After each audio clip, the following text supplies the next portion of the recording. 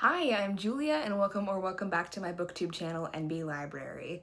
This is all the books that I read in April, and in a way it was my best reading month of the year, and in a way it was my worst reading month of the year. I read 23 books. I read 24 books in April, but my average rating was a low down dirty 3.42 stars. I swung wildly this month where I was like, oh, thank God, some good fucking food, and then, oh no, I have to finish this, and then, oh, reading is good again, and then, oh no, what am I doing with my life? As you will see. So aside from the average rating and the number of books I read, let's do some numbers. My goal at the beginning of this year was for a third of the books that I read each month to be purchased books, and I'm doing really well with that goal. I've made it so far every month, and most months I've gone over. This month, 41.67 of the books that I read were books that I purchased. I have a feeling that number is going to go up in May because I'm not planning on getting that many books from the library. I feel like I've bought enough books that the desire to go to the library and get a bunch of new shiny things has kind of tamped down, but we'll see what happens in a few weeks. 25% of the books that I read were on audio. That's probably because I listened to a book on audio that was like 22 hours long, so I'm sure that took up a lot of time. 37.5% of the books I read were by white authors, 33.33% were by black authors, and 29.17% were by Indigenous and other POC authors. And yeah, that average rating. So let's get right into it. Some of these books I'm going to cover more in depth, and then some I'm just going to run through really quickly and give you like a 30 to 60 second synopsis. Even if I did a minute for each book, this video would be like half an hour long, and I'm anticipating it's going to be quite long. First book that I read in April was Wolfworm by T. Kingfisher. This is T. Kingfisher's latest book. This is a historical horror. I talked about this in my T. Kingfisher tier ranking video, and as I mentioned there, this was so gross. I actually gagged a few times reading this book. It was absolutely nasty. If you have a thing about bugs at all, I don't know if this is the book for you, but I can take a nasty, gross, dirty, disgusting T. Kingfisher book if the characters are okay by the end. And I'm not going to spoil anything, but I did give this book 4 stars. I really liked it. I liked the character, what's her name? She had kind of the usual T. Kingfisher character voice, but she had a specific job. She was a like botanical artist and had come to this house in North Carolina to draw bugs from this eccentric man's collection, and he has a really weird interest in parasites. And that's all I'll say, and that's maybe all you need to know. Let's cross a few off on the T. Kingfisher bingo. We had protagonist with a specific job. We had cool old lady. This feels like a weird square to put on the bingo, but she does make a really big effort to include black characters in her books, and this is set in North Carolina in like 1880. So yeah, there's black characters in it. There's the house staff for this guy that are an interracial couple. But yeah, definitely one of the grossest books I've ever read, but I could handle it. I had to, I was eating yogurt and I had to put it down for a second while I was reading, but I could handle it. Next was a big disappointment, first big disappointment of the month, and this was Heiress of Nowhere by Stacey Lee. Stacey Lee is one of my favorite authors. Her last 2 published books, Luck of the Titanic and this one were not my favorites, but there are some books that she's written that I've rated so highly that I do consider her a favorite, even though she doesn't always hit for me. But she writes historical fiction, young adult with Asian American main characters. This one is set on Orcas Island, which I've been to, so I knew all of the places that she was describing. It takes place in like 1918, I think. It's right after the First War, and the main character washed ashore as a baby and was taken in by this guy who owns a shipbuilding company, and when he dies in mysterious circumstances, he leaves the house to her. A big problem that I had with this book were the love interests. There is a love triangle, and throw both men away. Just, oh my gosh. They both kiss her, and she tells them to stop, and they don't. And they're more interested in making each other jealous by kissing her in front of the other in just a way that's really gross.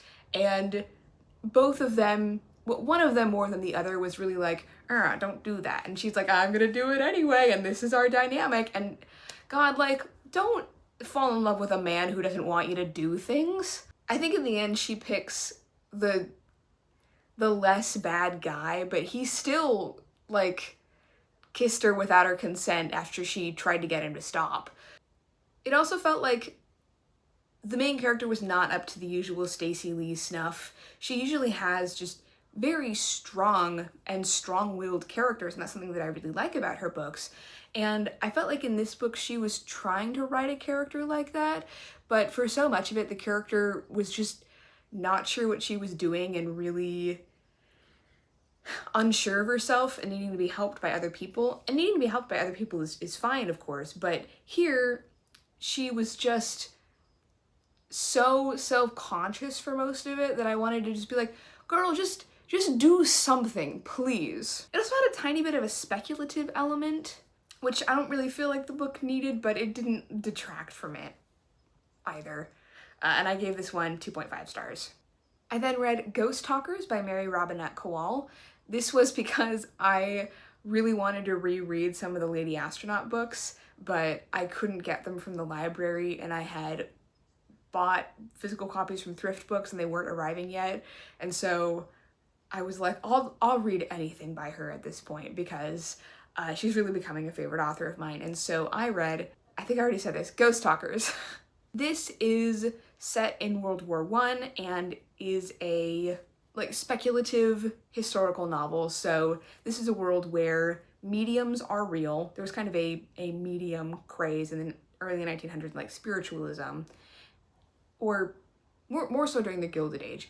But the main character can talk to ghosts, and the British Army has set it up so that when men die at the front, their ghosts come to this secure place farther back from the front where they can report on what they've seen and then pass on. And so there's this whole setup with mediums and then their anchors, and they're all in a circle talking to these ghosts, and the mediums need the anchors because they can let their soul kind of start to go and need to be pulled back. The main character has a fiance who's in the British intelligence, I think, and when something happens to him, she has to go to the front and solve this mystery. I read this in almost one sitting. I was at my mom's place on Whidbey, just sitting out in the sun, and it was just the perfect experience. It wasn't like a perfect book. I rated it 3.75 stars, but Mary Robinette Kowal is really, really good at writing. I don't even know what to call this type of book, but it's just like perfectly plotted. It takes place over the course of just a few days. You have just the information that you need about the characters, enough to tell the story, and there's no extra flim-flam or anything like that. And it's just this perfect cinematic story beginning to end. There are some really devastating things that happen in this book where I was like, I couldn't believe it. I was literally in disbelief. I was just like, no, that can't be. And I just really enjoyed myself despite the disappointments of certain things that happen in the plot. Good disappointments. She really knows how to get you. I then, kind of like same weekend, read Amal El-Motar's new book, Seasons of Glass and Iron. I had already read the titular story because it was in the Starlit Wood, I think. It was like a fairy tale retelling anthology. This is a collection of her short stories, most of which had been published in previous publications or magazines. I think there's maybe one or two originals. And I'm not a This Is How You Lose the Time War fan. I really wanted to like it, and I'm so glad that other people enjoy it, but it was too much vibes, too little plot for me. I didn't really understand what was going on for a lot of it, but I loved The River Has Roots. It was one of my favorite books from last year. So I was eagerly awaiting this short story collection, and it did not disappoint. I rated this 4.5 stars. If you like fairy tale retellings or any of Amal El-Motar's previous writing, God, this is just essential reading. Her preface talks about how a lot of the things that she's trying to do in a story and a lot of things that show up in her stories are women talking, and just how important that is for her to write. A lot of the times those women turn out to be lesbians, which I love, and I think she does the almost like T. Kingfisher-esque, but more, her style is more lyrical, of how do I tell this fairy tale retelling, but then just add a cool new character that wasn't in the original as a usually lesbian love interest. And I really love that style of fairy tale retelling, where you're seeing it from a different perspective, or you go, yeah, that thing in the original is really weird. What if we like explored the logical implications of that and not just used fairy tale logic? So this was very good for me, and honestly one of my favorite books of the year. I then read on audio The Seven Moons of Maali Almeida by Shahan Karunatilaka, and this one was really tough to get through. I think I mentioned that in my r/fantasy TBR video. I rated it 3 stars. Like, I don't think it's a bad book, but it was really hard to get through. There are some sections that are really hard to read. It's brutal. The main character is not likable, but also still going through something really horrible, so you feel really bad for him. And it just, for some reason, it felt like it was taking forever to read. It wasn't an especially long audiobook, but maybe it was just because I didn't ever want to return to it. It felt like it was taking so much time out of my life to finish this book, but I did, and I think that the ending was satisfying. Oh, I forgot to tell you what it's about. I feel like I've gone over this book so many times. So this is told in second person, and you are sort of inhabiting the character of Maali Almeida, who is a war photographer living in Sri Lanka in the 80s who is violently murdered. And he goes to the afterlife and learns that he can still inhabit the world as a ghost for 7 days until he is either stuck there forever or passes on to the light. He is trying to communicate with his boyfriend and his best friend Jackie and get them to exhibit these photos that he took that he had hidden away that he said could really implicate people in certain atrocities. I'm sure that this book has its readers and people that will be interested in it. I was not one of them, but I also don't think it's a bad book. I didn't rate it poorly because I can acknowledge that it is doing some things really, really well. I then read The Star from Calcutta by Sujata Massey. This is the latest in the Parveen mystery, historical mystery books. It's been a while since the last one came out, and I wasn't sure if the series was going to continue, and I like this series, but I never rate the books super, super highly, except for the first one, which I did really like. So I rated this one 3.25 stars. It's kind of just another entry in a mystery series. We spend more time with her best friend Alice, who's white, British, and a lesbian, and Alice's family gets a little bit more involved. I would have rated this higher. It was just a pleasant time, but at the end, the murderer just tells Parveen how they did it, and she did some solving, like she did some, you know, detective work, but she didn't figure out it at the end. The person just told her. I then read the nonfiction book A City on Mars by Zach and Kelly Weiner-Smith. This was a very much post-Project Hail Mary book, and it makes a really compelling argument that we are not ready to spend an extended amount of time on the moon or Mars, or even like living on a space station.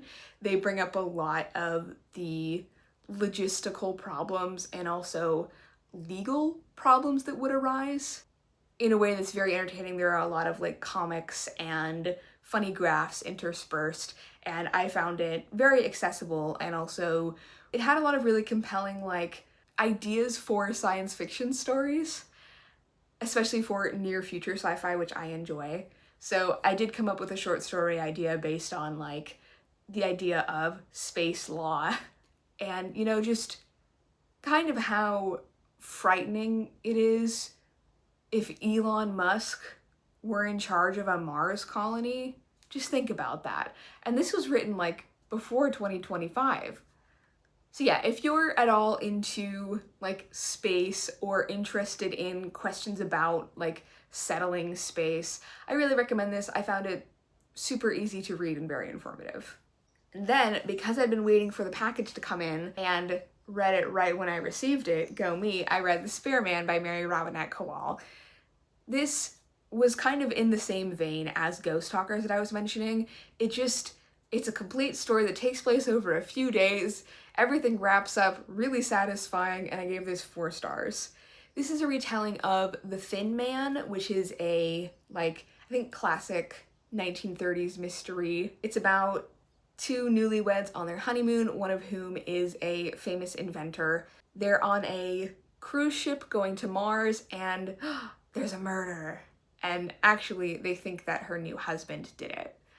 This is near future sci-fi, and there's a lot of like great jokes where she has her lawyer on the phone, but there's a time delay, and so she'll be doing something, and then 15 minutes later her lawyer will react to it while she's far passed on from that scene. So that was a great running joke.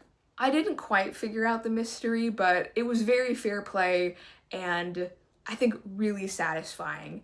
I didn't like super fall in love with the characters, nor would I like call this a new favorite, but it's just such a perfect little book. Very much to my taste, and I really liked it. I then read my arc of The Feywild Job by C.L. Polk. C.L. Polk is one of my favorite authors, although they don't write all that much. I know from their newsletter that they've been having some health issues in recent years, but I'm very glad that they were able to write this.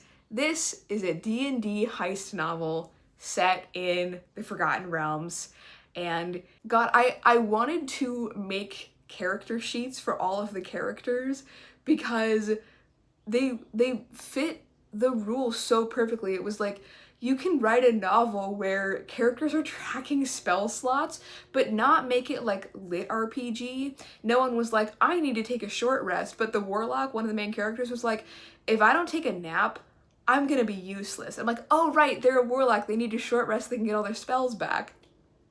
So just every time they mentioned like a D&D rule or they cast a spell, I was like, yay, D&D! Another just good, satisfying story where it was like, I could see the arc of the sessions happening, and just like, if C.L. Polk was my DM, I would be ecstatic. They've got so many great ideas, so many like interesting action set pieces. You've got a bard, warlock, rogue, and druid. So they're trying to do a heist. They're not doing a lot of fights. They're doing some really creative things to get out of fights. And they were just super interesting and memorable locations. They start in Waterdeep and then spend a lot of time in the Feywild, and the Feywild is never boring. It's so cool, and they really take advantage of going to like lots of different locations and having them all be cool and interesting. Now, I would have rated this higher if the writing had been a little bit clearer. Now, this was an arc, and thank you to Random House Worlds for the arc. This comes out in June. Let me get that for you. Yeah, June 30th. So maybe this will be fixed. I was also reading this on my laptop because I couldn't put it on my e-reader and I had a headache. So, you know, take all this with a grain of salt, but the sentence structure could be really weird, and there were some, like, in my opinion, run-on sentences, and I felt sometimes like the subject of the sentence would change halfway through the sentence. I don't remember noticing that in previous Polk books. Maybe that'll get fixed with the release. Also, bringing down my rating of the book a little bit, so this is a, like, friends to enemies to lovers book between the warlock Sheldian, who has a Fey patron, and then the bard Cal. Sheldian's non-binary, and Cal is male. There's so much tension with them, both, like, sexual and just Cal being angry at Sheldian for leaving him several years previously, but I felt like they went from hating each other to reconciling really quickly, and I just wanted to see a little bit more buildup of that. I think that the way that the enemies and them sniping at each other was not drawn out, but like it was very believable, and it wasn't one of those enemies to lovers where they're like into each other and reconciled by 20%. Like, it takes a good long while for them to actually reconcile. Then once they do, it felt like it happened very quickly. So I would have liked to see that done a little bit better. But overall, I really do recommend this. Like, I'll be recommending this to all of my D&D playing friends. It was so much fun, just a really good time. I then listened to an audio, The Davenports, More Than This, the second book in the Davenports duology. I read the first book back in February. This is a historical romance set during the early 1900s in a Black family based on a real-life Black family that owned the first Black-owned car company. For some reason, this book just didn't hit as much as the first one. It was another audiobook that wasn't that long, but felt like it was taking forever to read. So because of that, I rated it 2.75 stars. But to the author's credit, like, I genuinely didn't know who the characters were going to end up with by the end of it. It felt like every character had a different love interest in the second book. So the twists of that were fun. And I think, like the first book, the author does a really good job of balancing 4 stories, and not only 4 characters' arcs, but simultaneously having their love lives and their personal ambitions play out over the course of the book in a way that could have been really easy to fumble. So I wanted to like this more than I did. I then read You Are Here, Poetry in the Natural World, edited by Ada Limon, our poet laureate. I don't know if she still is. I'm pretty sure they served for 2 years. I was really excited to pick this up because I love nature writing. I love poetry. I love nature poetry. I think some of these kind of stretch the definition of nature poetry. It was like, oh, you mentioned a bird in the poem. And I, of course, with any collection, liked some poems more than others, but it had a Hanif Abdurraqib poem in it that was original to this collection, and he's my favorite poet, one of my favorite authors. I found some new poets that I want to check out, and overall, I enjoyed this, but I don't know how to rate it, so I'm just leaving it unrated. I then listened to the audiobook of Nothing Burns as Bright as You as Ashley Woodfolk. I discovered this author from listening to the audiobook for Whiteout in December. That was a holiday romance. This is a story of 2 girls that are in a toxic codependent relationship. They're not dating, but they do kiss and are intimate with each other, but they're just not good for each other. And we're flashing back to many scenes over the course of their relationship, and then a more linear storyline of them getting in big trouble by doing something. It's a book in verse, and it actually read, even over audio, like it was in verse. Sometimes, like, I really like books in verse, but sometimes they just read like a regular book where you broke the lines up, and it's not very poetic. But this one really did feel poetic, and some of the lines felt kind of like, I hate to use this phrase, but fake deep, but it also felt really authentic to being 17 and having this really big thing happen to you and how you would feel about that. I would write melodramatic poetry too. So I gave that one 3.25 stars. Next was A Gentleman's Gentleman by T.J. Alexander. Yes! Yes! Yes! This is a historical romance between 2 trans men. Oh! This is single POV, which I do like to see in romance. I feel like sometimes authors give a book dual POV where it didn't need it because they didn't have enough going on for the second POV. And I know why the author did single POV for this one because, I mean, I knew going in because it was like part of the draw for me, but the main character doesn't know that his valet is also trans, and you don't find that out until late in the book. But as I always say, representation is not a spoiler. And I feel like there's some dramatic irony in you knowing that when the character doesn't. This, I mean, it is a romance, but it didn't feel like a traditional historical romance. It felt more like just a historical fiction character study. But there were just so many moments of trans joy in this book. Like the main character hasn't told anyone that he's trans, and the way that he was able to do that despite being an earl was very clever. And I kind of figured it out beforehand because I was like, oh, if you did this and then that, and like it was all very satisfying. But there is one person that knows, then that is his tailor in London, because he has to be able to, you know, undress himself and get these fine clothes, and he really loves clothes. And his tailor, I'm gonna cry, invents him a binder. God, this is what it feels like to be represented in historical fiction. So yeah, it was really, really wonderful. I rated it 4.25 stars. It's a new favorite historical romance of mine, and I've already bought the sequel. I then read a middle grade book, The Science of Friendship by Shanita S. Davis. I think I read this alternatively digitally and on audio. It's just a sweet little middle grade book. It's kind of about like realizing that maybe you were the bully in school and also making new friends, and she joins the newspaper. And I felt like it ended kind of abruptly. I would have liked to see a bit more closure. That's all I have to say about it. I then read The Postal Paths by Alan Cleaver. I'd had this book on my radar for a few years now because I'd read an article where this author was talking about writing this book, and then it didn't have a US release, so I had to have this shipped via Blackwell's. And honestly, if I hadn't had to buy this book, I would have preferred not to. Like, it's fine, but all the chapters were really repetitive. It's just each chapter he walks a different postal route that rural post people walked.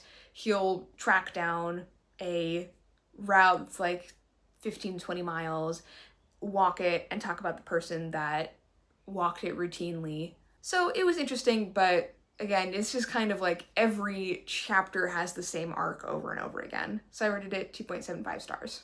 Next, I read Recipes for an Unexpected Afterlife by Destin J. Munden. I have a lot to say about this book. I rated this one 2.5 stars.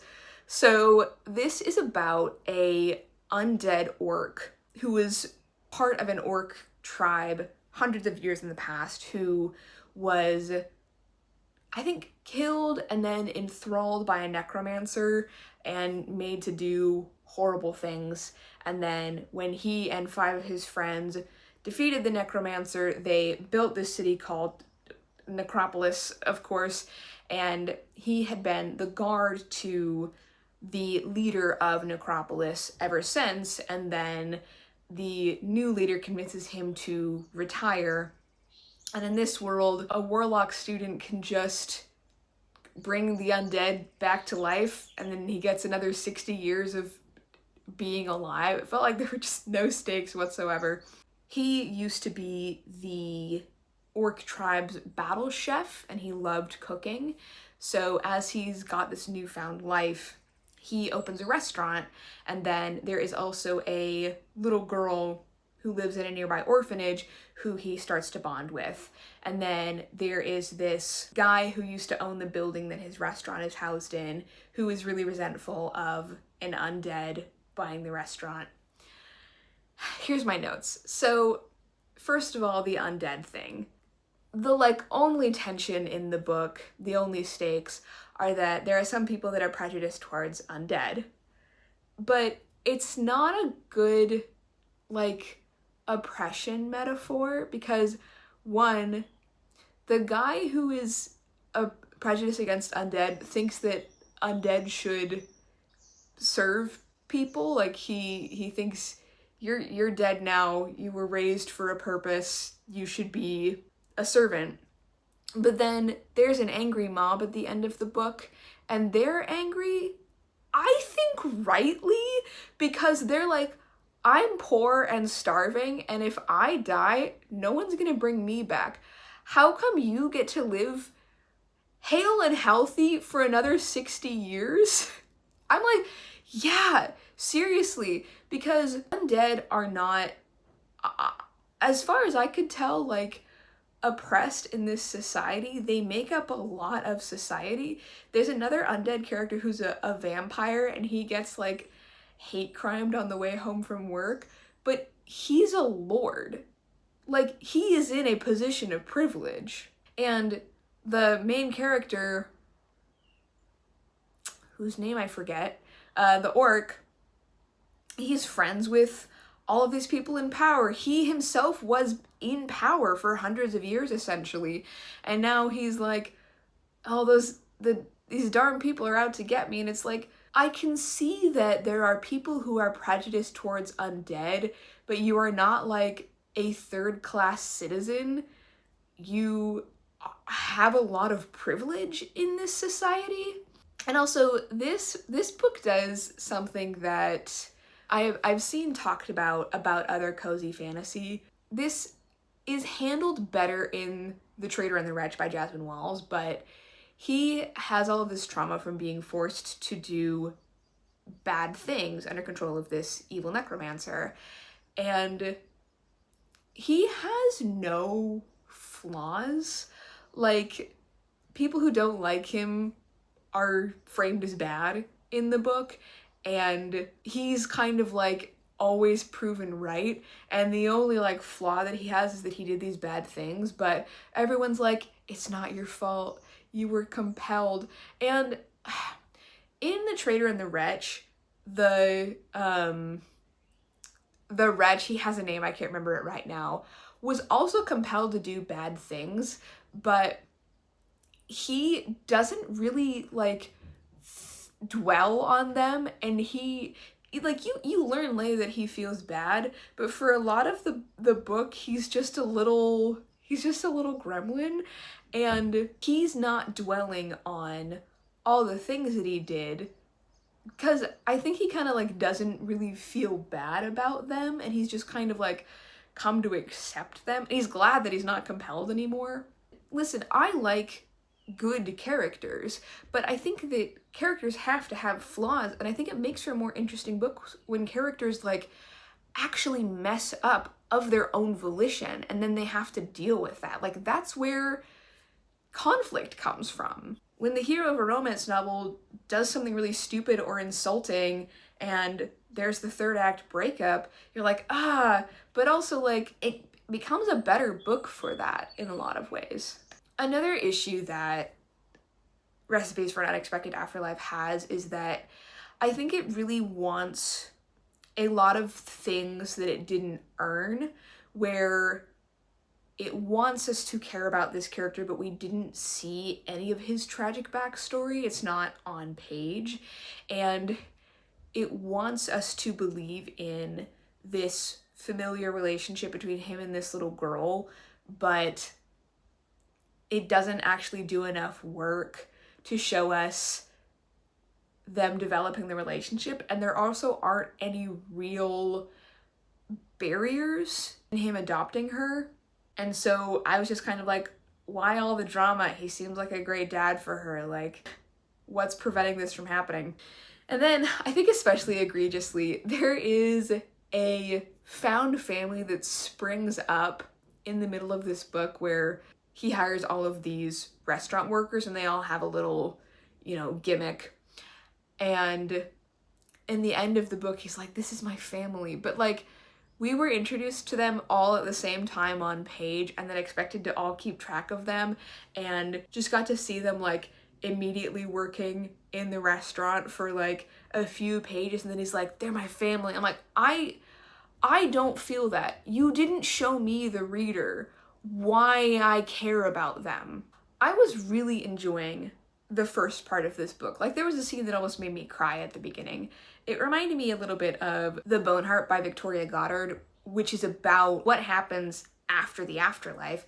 I was really liking that, but then things started to make me more and more exasperated. But I've talked about it far too much. Moving on. I then read The Black Unicorn by Audre Lorde, which is a book of poetry. This is my third Audre Lorde book, and I liked these poems. I'm not good at reviewing poetry, but there were some poems that I liked that I made a note of.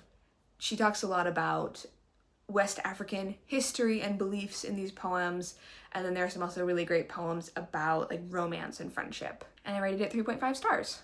I then read the anthology Voodoonauts Presents Reliving Mythology, and I didn't rate this one very highly, but is indie published, so I don't want to drag it too much. I rated it 2.75 stars because I kept track of my rating for each short story and then did the average, and it was around 2.75. So that was a kind of fun exercise. But so many anthologies, I think, really need a stronger editorial hand, where if I, the reader, am noticing grammar mistakes or weird formatting, you, the editor, who's surely read the book more than me, has got to check those things. Like, the editors are not serving their authors if they are letting these kinds of things slide. Just so many stories where I was like, what is happening and why? And that was one of the oldest books on my TBR, so I'm glad that I got it off my TBR finally. And this is the thing with short story anthologies, where I understand going into it that I'm not going to like every short story, and I'm looking for the ones that I do like. There's only been like 2 short story anthologies that I can think of where I would genuinely rate every story like a 4 or higher. So anthologies are always kind of gonna get a low rating because of that. But that's part of the charm, I think, is like wading through and seeing what resonates with you. I then read Prince of Dogs by Kate Elliott, the second book in the Crown of Stars series. Kate Elliott is becoming like a favorite author of mine. I'm discovering some great new favorite authors this year, which is so exciting. I want to gush point by point about the beats of this book, but it's like 700 pages long. But if I could, I would do one of those like put the character images up on the wall and point to them. Like, I want to do a Game of Thrones recap of this series, but like after just dud after dud this month, getting to this book was like, oh my god, people know how to write. Like, Kate Elliott, she knows how to write a book that's really compelling and has like really good twists and character moments. Isn't that amazing? I gave a really extensive review of the first book, King's Dragon, in my 20th Century Fantasy video that I posted at the beginning of the year. And I want to go equally in depth with this one. But basically, we're seeing a lot of the fallout of the first book. And like Game of Thrones, I understand, I haven't read the books or watched the show. We're following so many different characters in so many different locations. And like a tapestry, you can see different colors of thread, cropping up or going into the background for a little bit. So we're following a lot of characters, but basically there is Liath, who is a courier in service to the king called a eagle. There is Alan, who is the newly discovered bastard son of this count. There is a senior nun writing a book of histories. There's a more minor storyline going on in a convent with a young monk named Ivan, and then, although the book is named after him, we're getting a few chapters from the point of view of Sanglant, the Prince of Dogs. After the events of the first book, these dragon-esque people have started to take over part of this kingdom, and they have captured this one city and have imprisoned the king's firstborn son, who's illegitimate, Prince Sanglant. So things are going really bad for him. Alan is adjusting to his position as the count's son, where he'd been raised to be a common folk. Liath is really, really going through it, and I don't want to explain why, but Liath's storyline in particular, Kate Elliott does not pull punches, and this is one of the things that is so satisfying about this book, is that Liath is going through these horrible things just over and over again. And over the course of like 500 pages. And then when she actually gets to someone who is like, I will protect you, like, don't worry, you are safe with me, and she finally lets her guard down, it's like the most satisfying thing in the world, where you're punching the air because you've gone through this with her for the course of like months, and it just sucks so much, and she feels like she can't trust anyone, and then she finally meets someone she can trust, and it just is like this weight off of you. Like, Kate Elliott, she knows the build up and payoff. There's also a moment with Songolon in this book, I can't tell you why, but like, I swooned. I whispered, holy shit. Like, so good. There is a character in this that I've never felt so much vitriol towards a fictional character. Like, I was walking and listening to the audiobook, and this person was talking, and I was like, let me at him. Oh, let me at him. Oh, if I ever see you, it's fucking on sight. Kate Elliott inspires just so much. Oh God, I wanna, oh boy. So well done. The way that like all these simultaneous storylines are going on, and you're like, oh, this is bad for this character because earlier this person said this, but they don't know that this has happened. So good. As I mentioned in my King's Dragon review, it's like, it's alternate history, so it's kind of our world, and so much research has gone into this book where it's the early medieval period. It's like 1100. And so we're not doing the typical like amalgamation of all medieval Europe happening simultaneously. There's a really strong sense of place and history, and religion and like basically Catholicism is so prominent in all of the characters' lives. It feels like every other day they're celebrating a different saint with a feast, and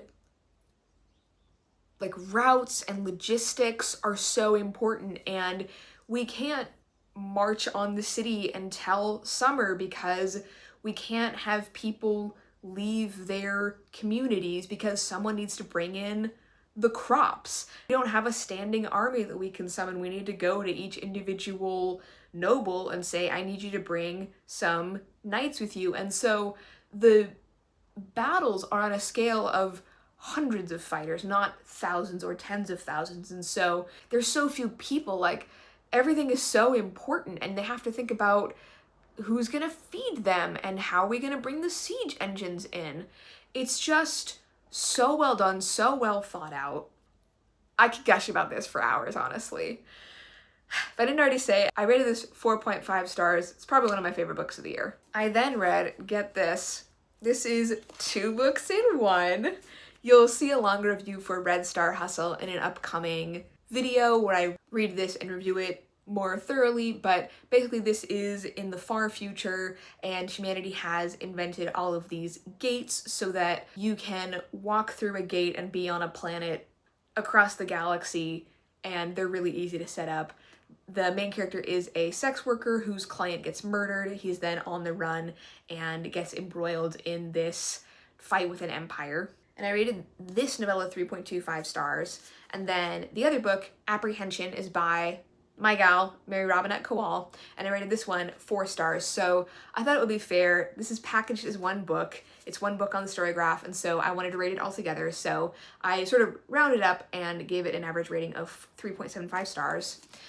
Apprehension is another just perfect little book where it's a sci-fi retelling of The Man Who Knew Too Much by Alfred Hitchcock. A movie that I've seen, so I felt like very satisfied. I was like, thank God, I know the beats. But it is a crime thriller, and the main character is in her 70s. She's a surgeon, and she is going to this planet with her son-in-law and grandson. Her daughter passed away recently, and they are trying to have a vacation, but she was actually a doctor in the army and then a prisoner of war on this planet where the humans were helping out one of the alien factions.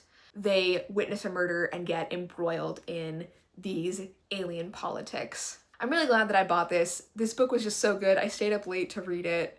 Just super satisfying, great to see an older female character, and I recommend it. I then read another anthology that was on my 26 books to read in 2026, and also one of the older books on my TBR, and this was Thyme Travellers, an anthology of speculative fiction by Palestinian authors.